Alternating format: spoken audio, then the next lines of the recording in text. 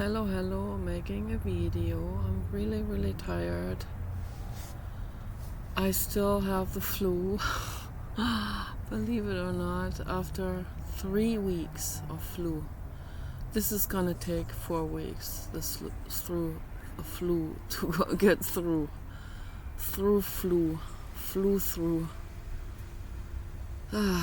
It is particularly difficult with sinus congestion and bronchitis symptoms. And it also affects the heart, actually. So I can feel it in my heart, I feel it in my back, in my lungs. I feel extremely tired and exhausted every day. But I try to make the best out of it. I'm making an apron in here now. So that's gonna be an apron. It's gonna be awesome. And other goodies that I'm making was through sewing. I love sewing. I have to move this up a little bit. Okay. So, yeah.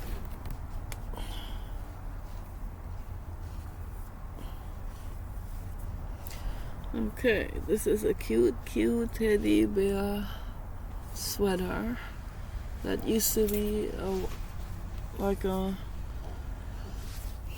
some kind of cute wardrobe, like a I don't know how they call it,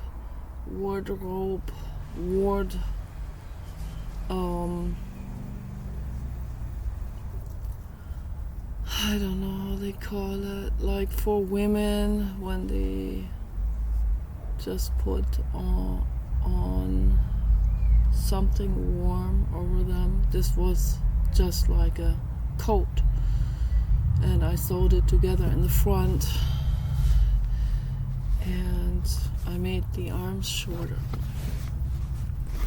to help me better with the household and stuff. Yeah, but the hood is really nice. I have 2 of those that I both sewed together in the front to make a sweater out of it. That's what I made. Yes, my neck is frumpy. Yes, the neck is frumpy. Depends on how I sit, So I sit like this, it looks kind of firm. When I sit like this, then it gets loose, like a bastard hound.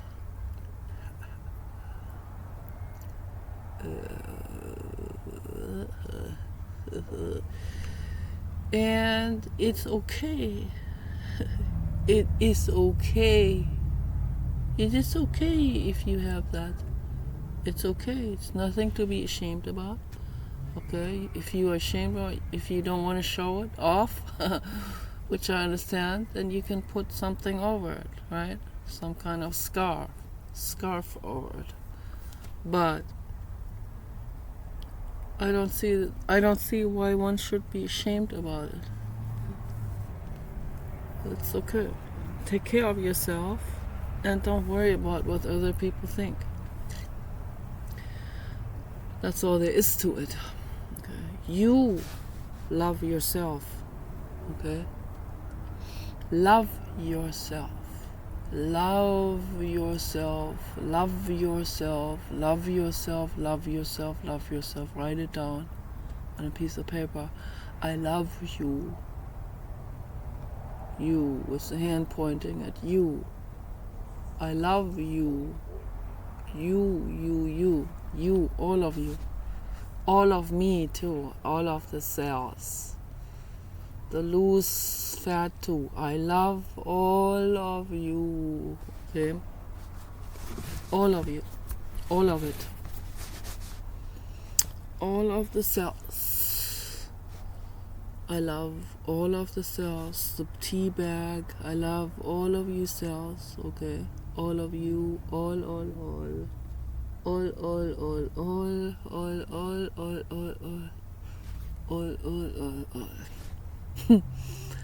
Yeah, and that's how it needs to be. okay, and no other way.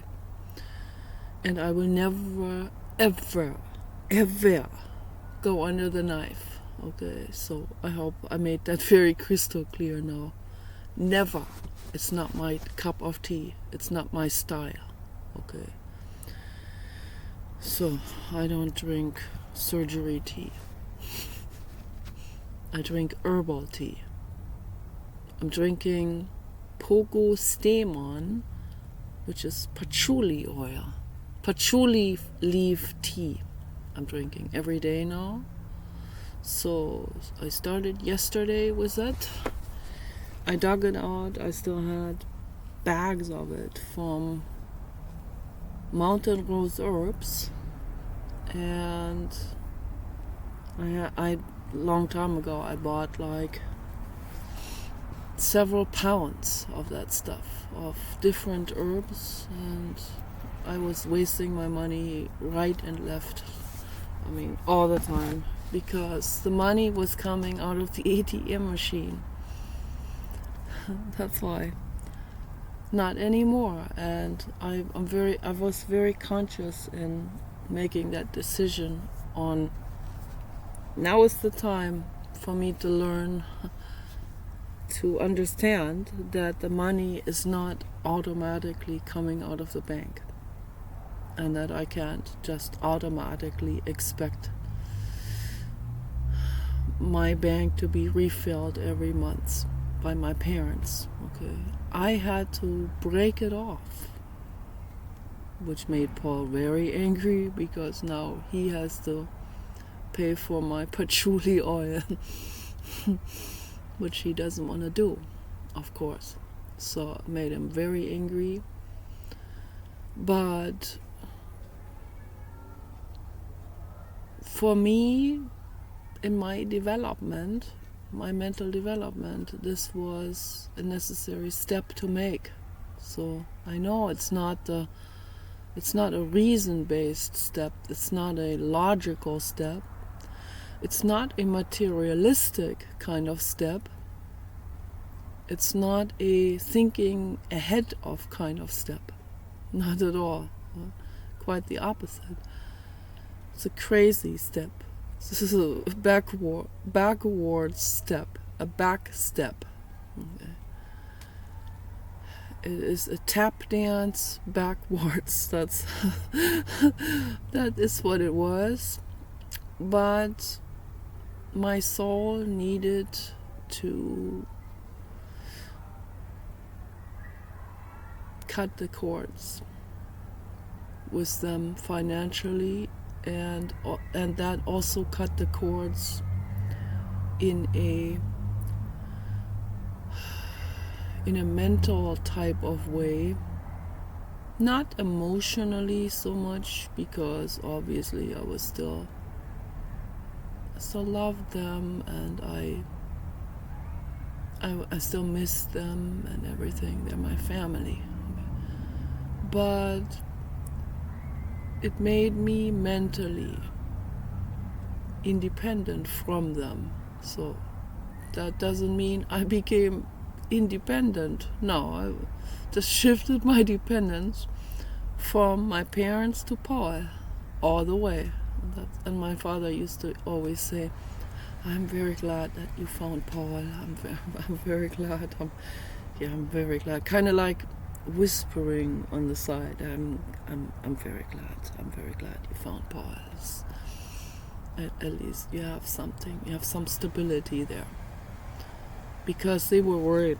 They were really worried about me, that I would end up with the wrong guy and then being taken advantage of and maybe even murdered and stuff like this. So they were concerned about this, because they knew that I am this all-loving, naive. I used to be naive, not anymore. That's what my parents didn't. They didn't notice that I got older and wiser. I didn't really leak it out to them that I got older and wiser, because the subject never came up, really. But so they still thought I was still this imbecilic yes saying to everything and everyone kind of person that gets taken advantage of. So, but that shifted obviously, and I've been through some dangerous moments with people also, where things could have gone very badly wrong. One time I was in despair over a friend of mine who threw his keys at me because I called him dysfunctional. I ran out to the street crying, and there was this guy, and he thought this is his opportunity. Come in my car, I will make your night. Okay, so I just blindly stepped in his car, sat on the passenger seat, and then as we were very close to my parents' home, in the middle of the traffic, but it was like 3 a.m. in the morning or something, there was not much traffic at the traffic light, but back then they didn't have automatic door locks and stuff like that, so everything had to be cranked open manually. And I was like, okay, I'm gonna get out. And I think they didn't even have seatbelt law at that time. I just opened the door on the intersection, and the guy was shouting, "What are you doing?" And I got out and I ran home. And he couldn't even follow me because he was in the middle of the intersection. So there's no telling what he may have done, right? So that was the time of Singleton, and that was the bad 80s. Okay, so all kinds of things were happening. Awful, terrible people out there. Men, truck drivers that were torturing women, tying them up on their bed in the semi truck and torturing them. And this was going on and on and on and on. And interestingly, the hospital covered up for those people. The hospital and the police department covered up for those people. What's going on there? What's happening? I mean, they were not tethered to the human trafficking industry. Those were individual people, individual psychopaths. Why was the hospital and the police department covering up for those people against the victims? That's another question that really puzzles me over that. Really, really puzzles me. So I have a lot of questions. So how deep does this go? This entire trafficking industry. Is this, people call it the cabal, Kabbalah. It comes from the Jewish religion.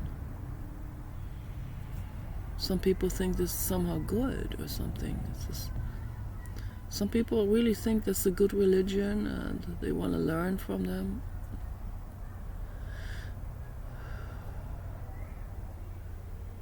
I don't want to learn anything that any kind of trickery that takes advantage of other people, whether that is a mental exercise or something yogic that is there to help someone get the upper hand over someone else. I don't want the upper hand over someone else. I want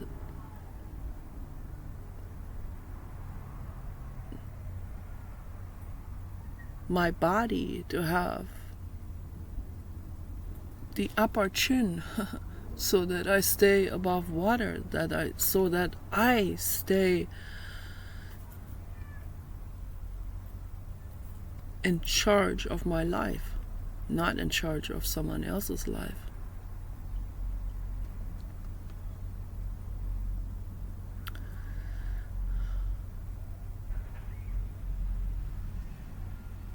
A while back, that was, I don't know, when was that?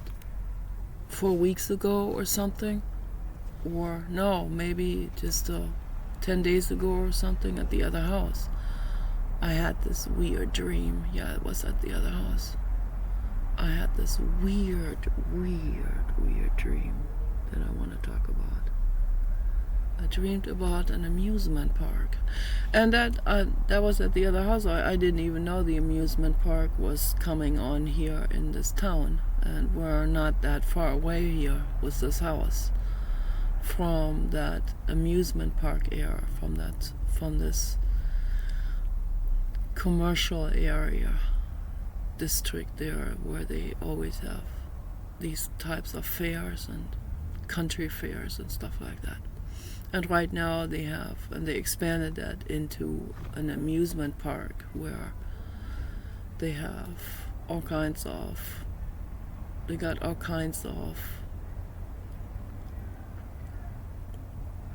machines now where people go in and for thrill seeking.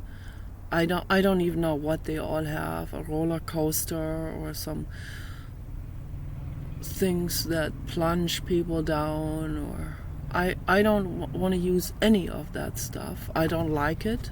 I wouldn't even use it if someone paid for it or paid me to do it. I wouldn't even do it.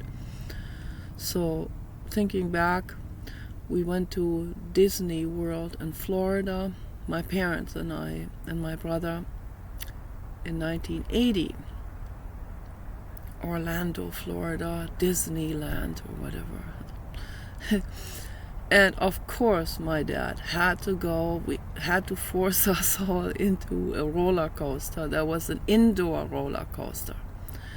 And his real expensive sunglasses promptly fell out of his shirt and were never seen again. Probably broke into pieces on the ground. And I didn't enjoy it for 1 second this entire ride. I was just glad that we made it alive out of that. And that was when I was 15 years old, and I didn't even know about human trafficking, and I didn't know about how dangerous these roller coasters are and how many things can go wrong with it. Technically wrong, okay? Incredibly horrible things have already happened in amusement parks. Kids went missing.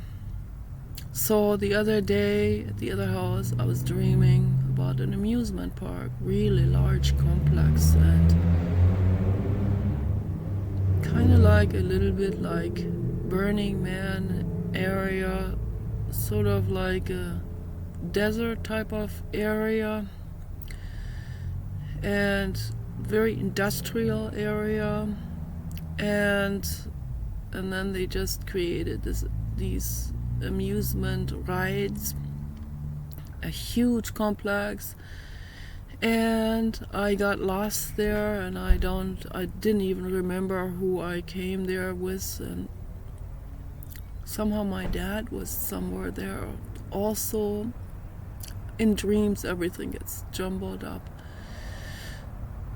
And then there were children, and I felt this strong mother instinct, and I wanted to protect these children. I wanted to find out who these children belong to, and I asked them, where are your parents? What's going on? Stay with me, don't go anywhere, I will protect you. And there's this constant urge to protect children. And this is not the first dream I had where I dreamed about an amusement park where I needed to protect children. So this theme, amusement park, is obviously, this is a message, obviously. And the message is not just for me, the message, I'm just a messenger. The message is probably from the ETs, from the Arcturians, the Pleiadians, the Lyrians, the Andromedans, maybe, okay, and the blue god, the infinite cosmos. The message is pay close attention to amusement parks, okay? Don't view those amusement parks like it's just a picnic, like it's just something you go to have a good time, to chill out or whatever. This is not, you don't want to go to an amusement park to chill out, because the predators are there and they are just sitting there drinking alcohol, waiting for their opportunities to take a child without anyone noticing. Okay, so that's what's going on there. Yeah, I had in 2012, actually, at the end of September 2012, I had a dream. I remember this particular time very specifically, because in the beginning of, on October 3rd, 2012, I had the biggest nervous breakdown of my existence, of my life, ever. And it never happened again like this, to that level. That was really intense.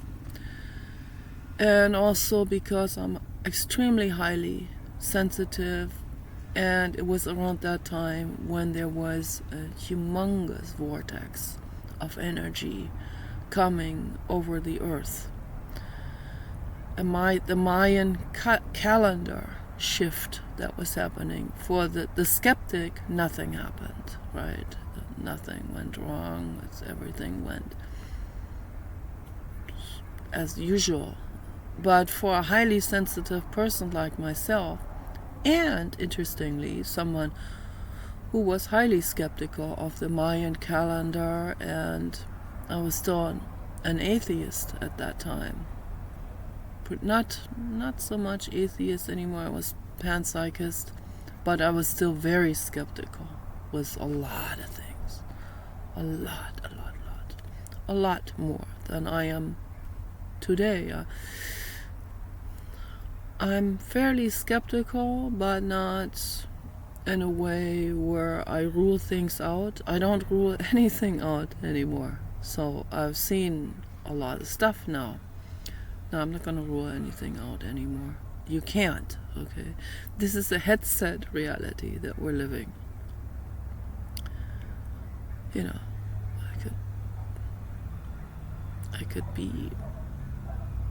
I could have a double existence on the moon. I could be a fairy somewhere else. I mean, there's no limits to our fantasy, and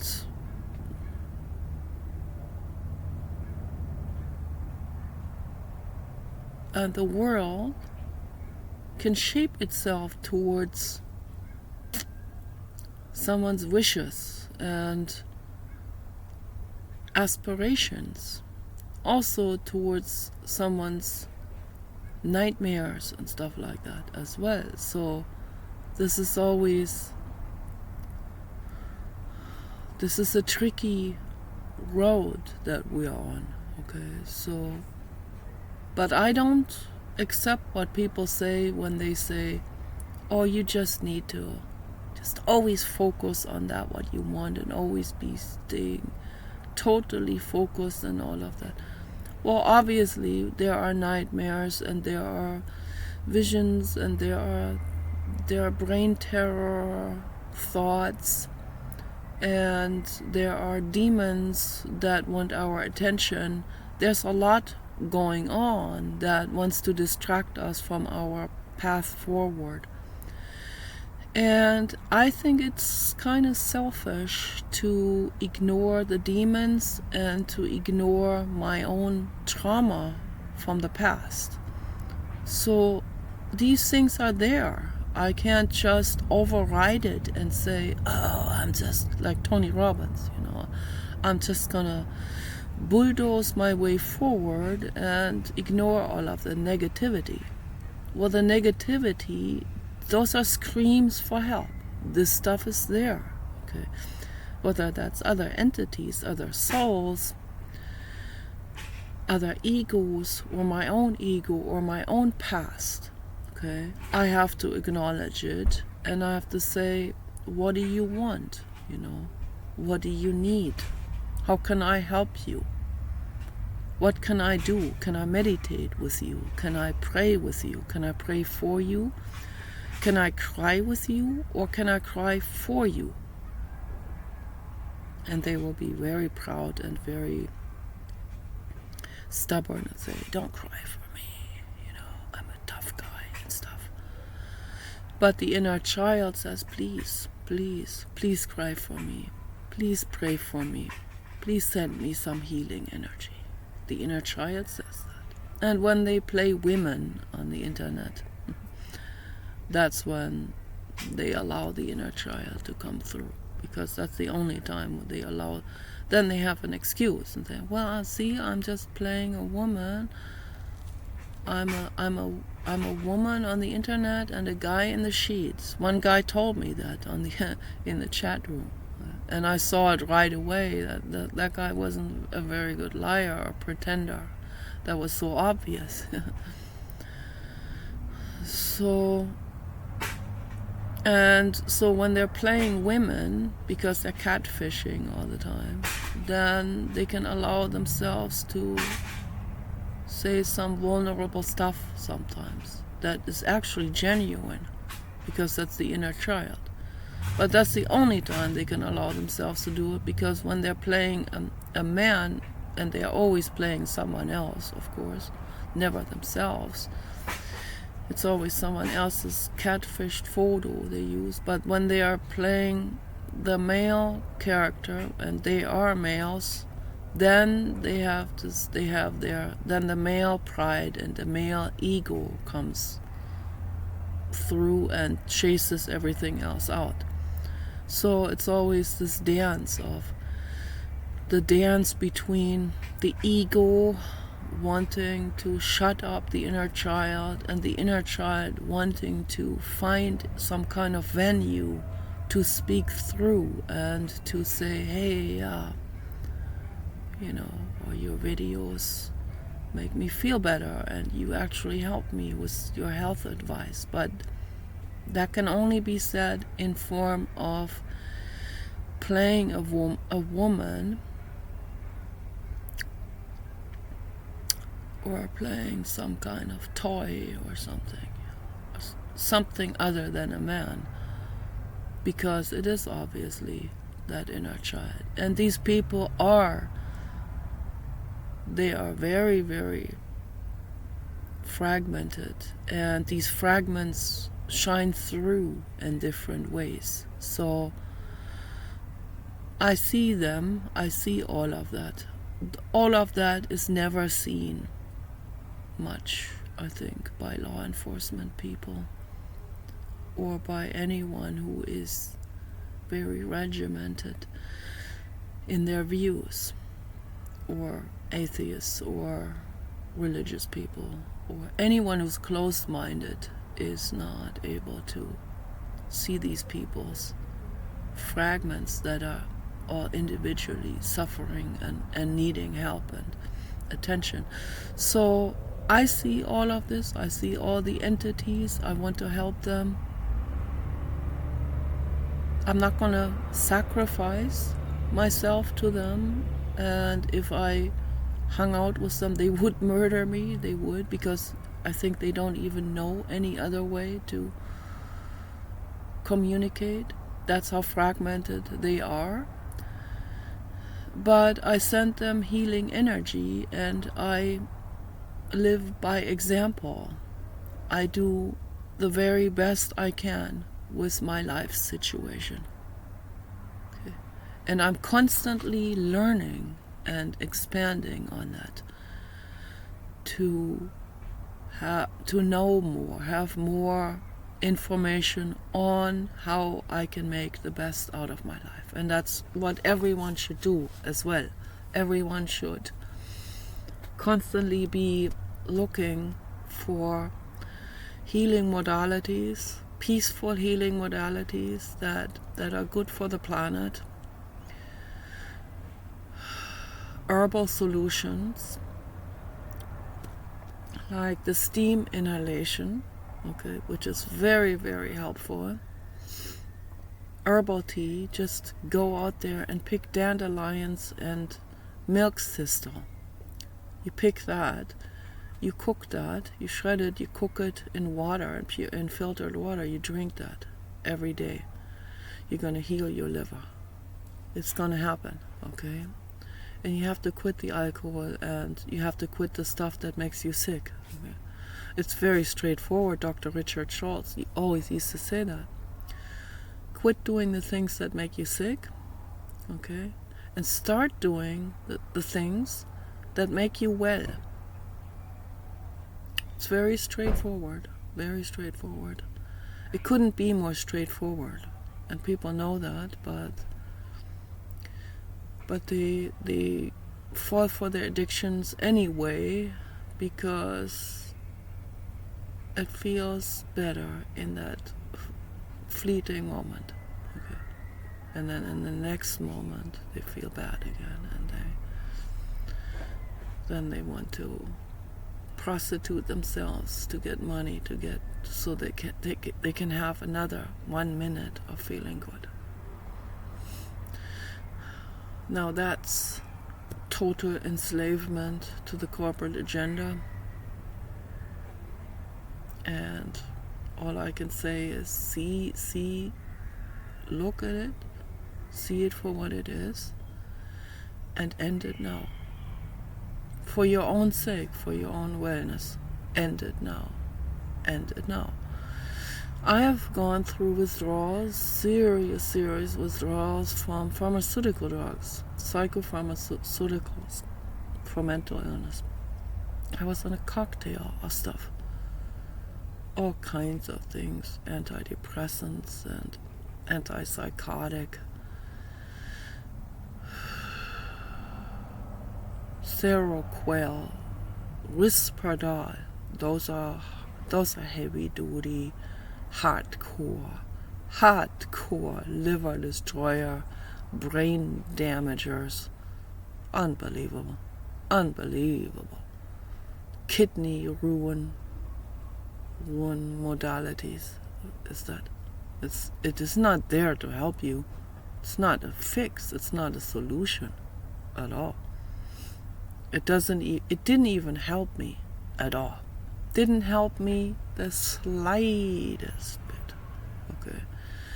But then the endocrinology gets dependent on it anyway, even though it has, first of all, no street addiction effect at all. It doesn't even make you feel good at all, not even for a second. Then it doesn't help the mental illness, not even in the long run. It just makes you get exhausted, and it ruins the kidneys and the liver. That's all it does. My urine was dark brown, and I could not get out of bed anymore. And that's when I knew, okay, well, I don't need a doctor to tell me what's going on. Even my Dr. Shapiro, the psychiatrist, said, well, you're on a lot of stuff, and he kind of liked me a little bit. I don't think he was he felt like a little bit like a daddy. And he didn't want me to be on all of that. So he said, no, that's not good for you. Dr. Shapiro, my gosh, who makes money on that, he said, well, that's not that good for you. He knew very, very well. So apparently he had been signing animal rights petitions, so he has a good heart somewhere in there. And even though he has these are all his clients and he views them as money, cash cows, he'll still have some compassion for some of us, So, and he's probably not alive anymore because he was already very, very old. When I saw him, he was already 80 years old when I saw him. And he was still flying airplanes, and I thought, well, that's not safe for him to fly his private little personal airplanes. That's not good. And he had a bunch of dogs. He was living in Beverly Hills. And he had a good life. And he also cared. So there was caring in him. And I sent him love and light wherever he is now. Because just saying to me, well, I don't think you should be in all of that stuff. Just this statement was a spark of energy and love for me that I needed to hear. Just this statement. That's how powerful a statement like this can be. A statement that comes from love. That's a powerful energy. It's the truth. And I had that in the back of my mind, and I knew this was wrong. All of these drugs. I knew it was wrong. And I even overdosed on 100 of those pills that he had given me. There were sample packages like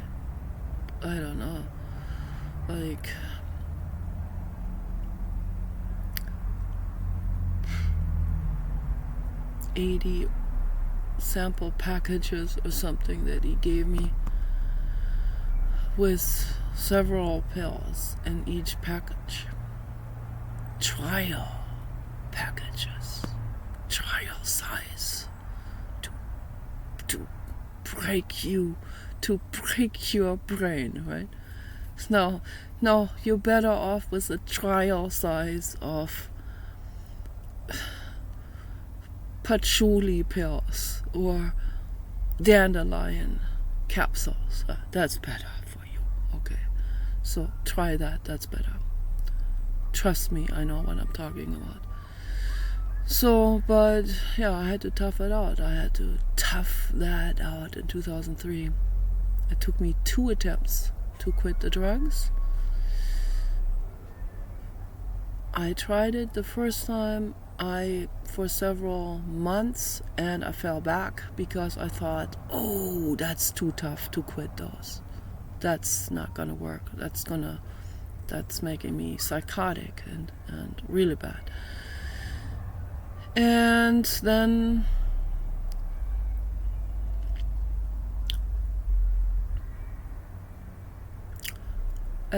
at some point I quit it again, and I knew this time I have to stick with it. I have to stick through this no matter how long it takes.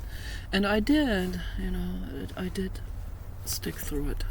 It took me 6 months to get through this, to get through the main hardship of it, of withdrawing. All of my mental illness symptoms became magnified, became exponentialized.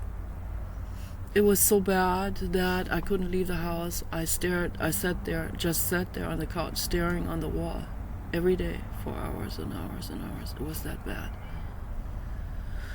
So I knew I had to stick it through, and I flushed out my system as best as I could with herbal teas. And then I was determined. I found, and Dr. Gary Knoll helped me a whole lot. We both got into these kind of people, like Dr. Nicholas Perricone was one of them, Dr. Gary Knoll, and Wayne Dyer, and that was at that time, so around 2000, those people were at the forefront with the very first baby steps of holistic healings, like the first holistic healing steps to suggest to people, and I knew they were right. And I drank herbal teas, and we went in nature as much as possible with the dogs, cuddling with the dogs. Tough years. Those were tough years. Not just with that, but in 2004 the dogs got a mysterious dog illness, and that was all really tough on all of us. Lucky for me, I had already, through a massage therapist, I found out about Dr. Richard Schultz, and then I got his products. I got his herbal tinctures. They're very expensive. I couldn't do this for indefinitely, but he got me on the right track. I started collecting my own herbs, and then someone copied Dr. Schultz and got caught. Dr. Schultz was tough on those people, on those copycats, and then all of their products ended up at Rite Aid for $1 each, and we stocked up on those copycat products that were copying Dr. Schultz, and they were equally good as Dr. Schultz's, and for $1 per tincture, and for the pills and everything, and we stocked up on it. And the labels were like self-made with a copy machine and all of that. And so a drop of water would make the ink run down. But that doesn't matter. The products were just as good as Dr. Schultz's. And I was amazed. I felt sorry for the copycat people, because they were actually helping people, with the same quality products, but and they probably initially had a much lower price too than Dr. Schultz, and now they were just $1 each, and we still have some of those from all the way back from 2004. So I was on a complete holistic healing mission, and then I found through petitioning for the whales, which I was also doing at the same time, with the last bits of energy that I could scrape up, standing in front of Barnes & Noble petitioning against active sonar for the whales, there was an angel coming, signing my petition, a wonderful woman, and she said, "We have a healing session tomorrow at the Masonic Temple. Why don't you come? You just have to bring a bottle of mineral water," which I promptly forgot because I was just so bamboozled by all of that. But I went there anyway, and because I thought, what the heck, I have nothing to lose, right? I can just go there and see what happens. I was suffering. I had to take leaps forward. So I was so grateful to her. And she said she was one of the energy healers, of the messengers of light. Okay? And they were renting a room at the Masonic Temple. They're not part of the Masonic Temple. So, but the Masonic Temple, apparently they like money, and they rent out the rooms for all kinds of yoga people and stuff like that. So, do I support the Masonic Temple? No, I don't. I don't trust them very much. But we got there, and there was this one guy, amazing, with a beard, and he was real grumpy, that guy, when we came through there to go upstairs to that room that they rented. He was real miserable and grumpy, and I thought, what's wrong with that guy? And so then we went into the session, which took like 4 hours, with the music by Enya. That's when I first heard the music by Enya. Amazing angelic music, incredible voice. An Irish singer from Ireland, in Ireland, living in a castle, an old castle. And she has one of the highest highest soprano voices I've ever heard. Like, I could never imitate that voice. Such a pure, angelic, high-pitched voice. And that her music has healing energy, absolutely. And they knew it. And the leaders of the Messengers of Light are from Brazil. And the main person in charge, Fatima. Fatima was Middle Eastern, but from Brazil. Interesting, all of this, also the ethnic evolution and all of that. And her partner that was doing that with her looked like he was mixed with Middle Eastern and Spanish and Native American. And then this other lady was joining them, and one black lady that was also joining them as the energy healer. And the black lady, of course, had to scratch me real hard in my face every time her turn came around to me. She scratched me with her long fingernails in my face. And the reason why, and I already know why she did that, because she thought that guy from Brazil that she probably had a crush on, she thought he liked me. So I see all of these things, and it's not fun sometimes to see all of that drama through people's brains and all of that. Sometimes it's just easier to not see all of this, but how can you not see it if you see it, right? And can't unsee it, or you can't block yourself off from seeing it. So it's like having X-ray glasses on all the time, non-stop. And that makes life very, very difficult. But it can also save your life, so it's yin and yang, both. But luckily she didn't scratch me too much, but I could sense her. She was having tensions, and she was just not fit to do the healing session on other people. No, not in that mental state.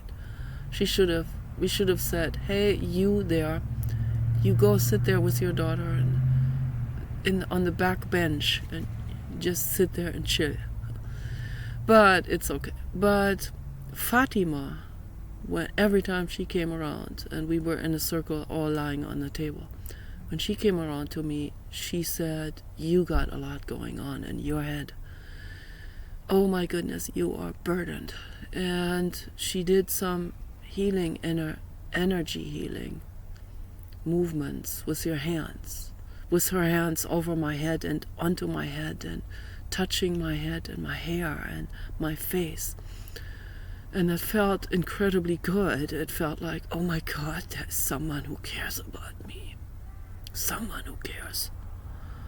Boy, I was grateful for that.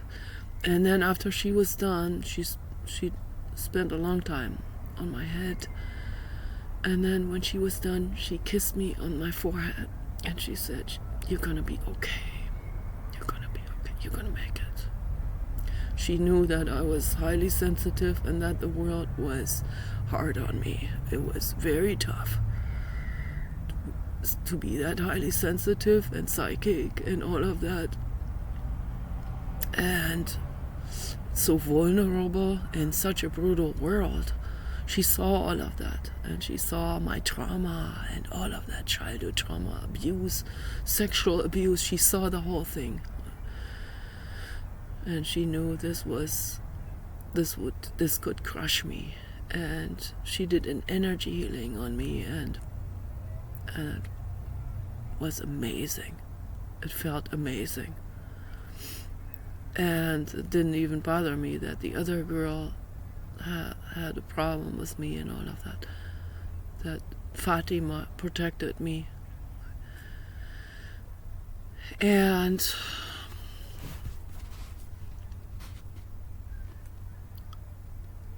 then I met another woman later on, also an energy healer. And she did the same thing with my head. The exact same thing. She didn't even know Fatima. She said, you got a lot going on. A lot going on. Oh my gosh, this is awful. And she did energy healing on my head, and she said, you're gonna make it. You should be okay now. You can make it through this. And I thought, oh my gosh, what is going on in my head? What is all going on? I knew I had trauma and all of that, and I knew I was totally mangled and battered from childhood trauma and just being overly sensitive in LA, particularly in LA, from all places, in this metropolis of trafficking and terror and comparison and hostile energies and fakeness and coldness and greed and all of that. It was tough. It's really rough, because I would go to places with my naive, giving German mind, and as Paul always said, you always project your own kindness onto others, and you think everyone is like you, but they are not. So I go into a store and I encounter a brick wall of coldness against me. And I would go like, why is that? What is going on? Is this my fault? Did I do something wrong? Am I coming across as weird or off? But now I understand that people that are not sensitive, people that are callous, people that are hiding behind a facade of whatever they want to identify themselves with, when they encounter someone like me who's wide open, they perceive that as a threat. They perceive that as an X-ray machine that shines to the core of their existence. Just my beingness alone, my openness, my lovingness alone is perceived as a threat. And I'm reading The Will to Power by Friedrich Nietzsche right now. I have the tablet at the other house. Every time we're there, we don't have internet there. I take the opportunity to read my old classics that I have from Project Gutenberg, and I'm so infinitely grateful to them to offer that for free. That's incredible, really incredible. Thank you for that. So I really enjoy the old classics. Helena Petrovna, I read all of her books. There are some more actually that I need to read, and also Manly P. Hall and Aldous Huxley and J.D. Krishnamurti. All of these books I want to read. And Friedrich Nietzsche, he noticed it. He said it. He said, the genius is hated, and the person who sees the truth is hated, which is, of course, it's synonymous with genius.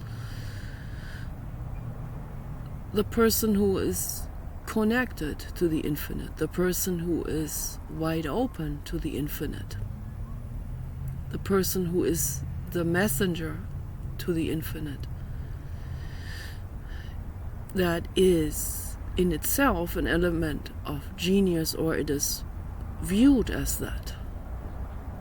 So in one way or another, a genius, right? I'm not a math genius. I'm not a tech genius like Elon Musk. I don't consider myself a genius. I'm an artist. I'm tapped in. I am connected to the infinite cosmos, and I'm infinitely grateful for that. It takes a lot of soul school to get there. That's the indigo level, okay? So some people call them star seeds. I don't know whatever people want to call them, or crystal children, whatever they want to call them. Indigo, that is That's that mid-level of soul development. That's not the end result, okay? The angel level is above that.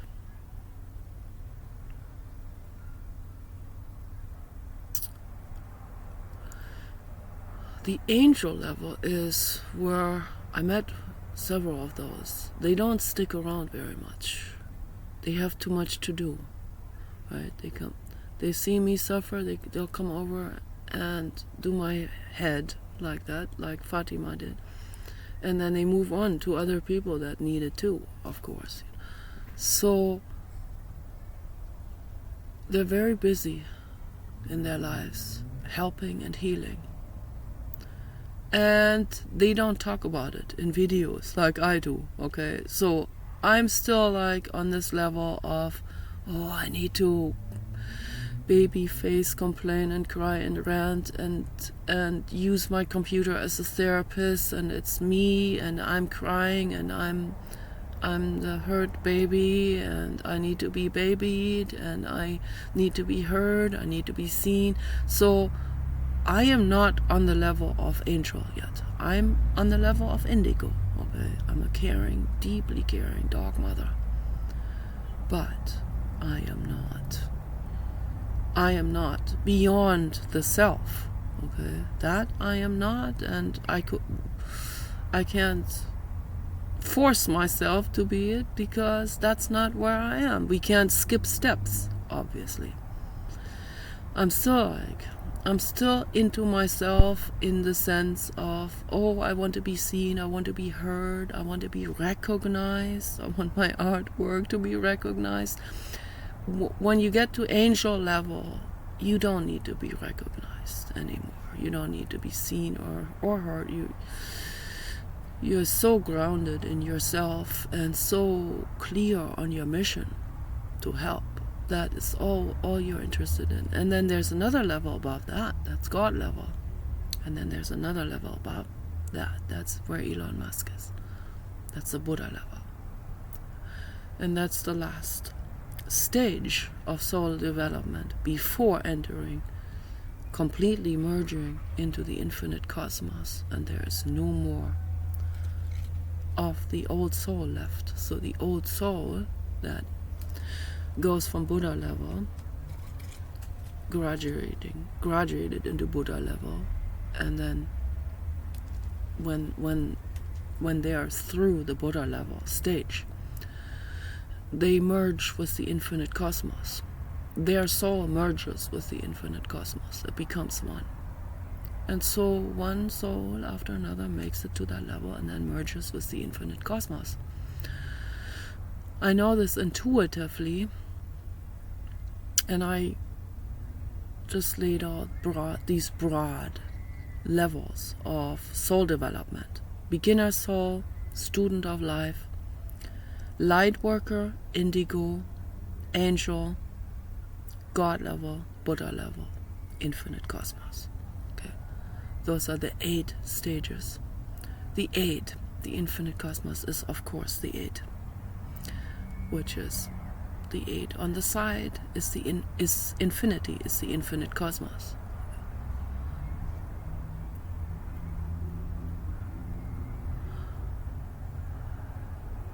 And we go through this. And David Chainberg was asking Jiddu Krishnamurti, why are these, where is that stream of sorrow? Where is it? Jiddu Krishnamurti said it's there.